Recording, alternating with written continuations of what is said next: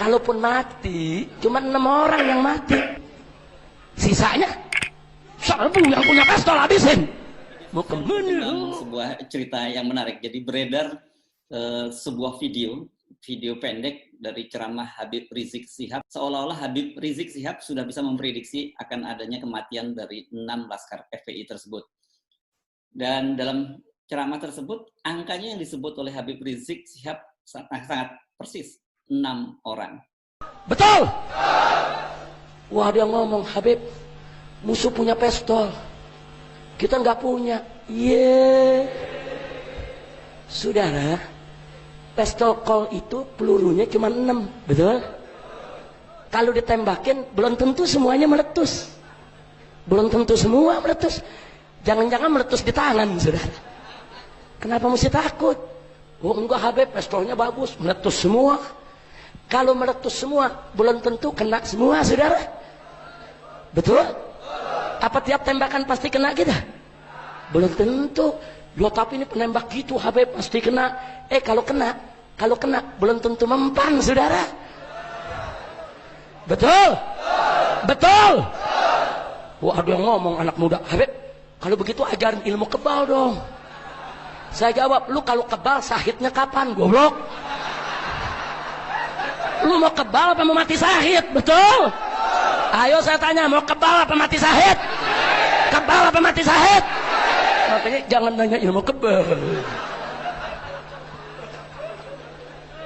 Tapi kalaupun kena, belum tentu mempan dengan kehendak Allah. Betul?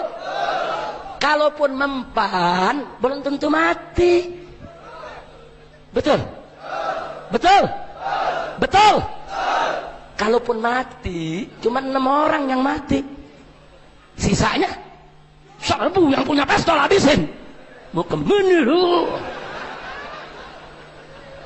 Betul?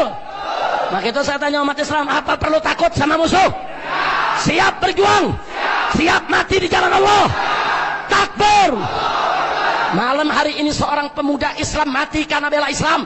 Besok jutaan pemuda Islam akan bangkit kembali untuk menegakkan Islam di Indonesia, saudara. Takbir! Angkat tangan pemuda, takbir! Takbir! Kalau kita amati, kelihatannya video ini ceramah ini berlangsung di Surabaya.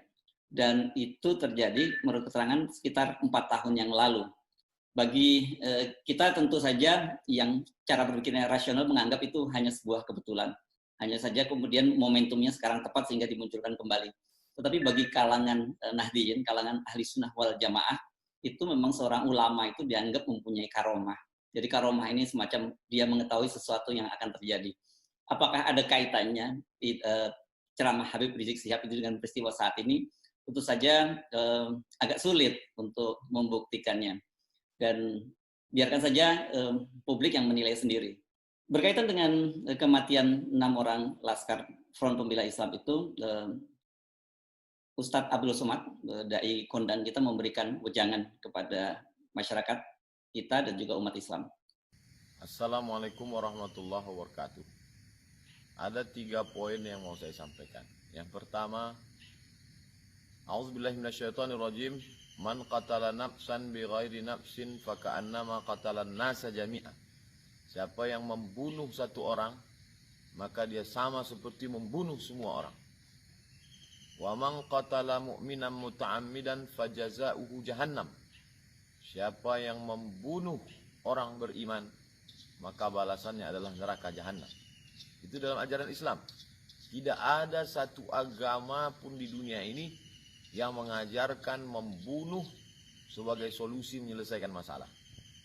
Poin pertama. Poin yang kedua, meminta kepada Komnas HAM untuk mengusut tuntas supaya tidak terjadi fitnah berkepanjangan, untuk mematikan percikan-percikan api di tengah lalang kering.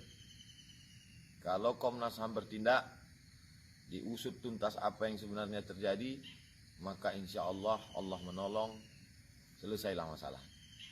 Yang ketiga, kepada seluruh jamaah, seluruh bangsa Indonesia, agar jangan tidak terprovokasi. Cerdas berpikir, cerdas bermedsos, dan banyak berdoa kepada Allah. Jangan lupa hidup ini ada yang mengatur. Tidak ada satupun yang luput dari pandangan Allah. Tidak ada satu yang lepas dari pengetahuan Allah. Allah tidak tidur. La ta'khudhuhu sinatun wala naum. Allah tidak mengantuk dan Allah tidak tidur. Terima kasih.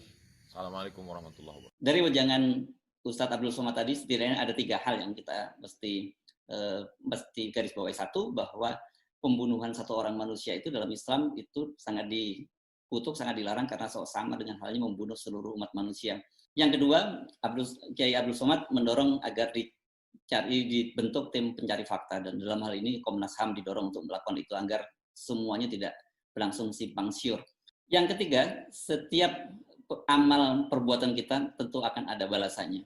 Kita akan masih terus mengikuti perkembangan kasus ini, dan saya kira kita sepakat dengan Ustadz Abdul Somad bahwa penting dibentuk tim pencari fakta. Dengan begitu tidak terjadi lagi berita yang simpang siur.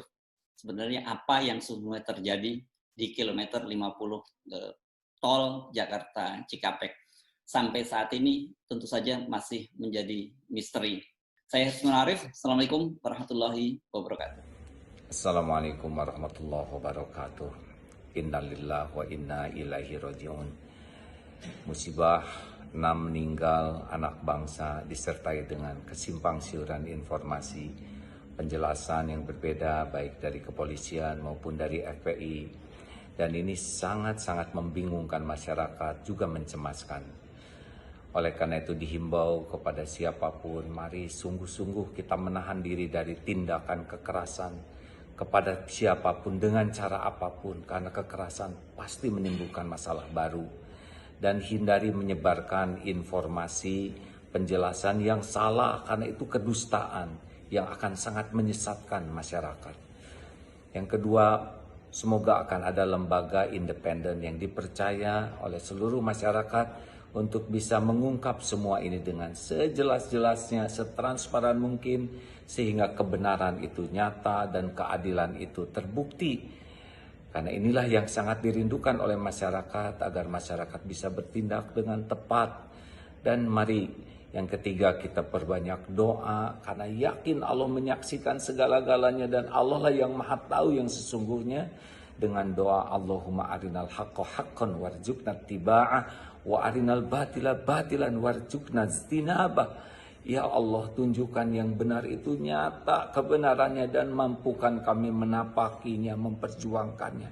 Dan tampakkan ya Allah yang batil itu nyata kebatilannya, dan mampukan kami untuk menjauhinya, menyingkirkan kebatilan. Ini adalah doa yang sangat adil yang harus kita mohon kepada Allah, agar Allah membukakan semua ini sehingga kita bisa bersikap dengan benar dan adil. Semoga kejadian ini tidak terulang kembali, dan semoga bangsa kita benar-benar tegak dalam kebenaran dan keadilan, karena hanya itulah yang akan membuat bangsa ini bermartabat dan berkah. Amin ya rabbal alamin. Assalamualaikum warahmatullahi wabarakatuh.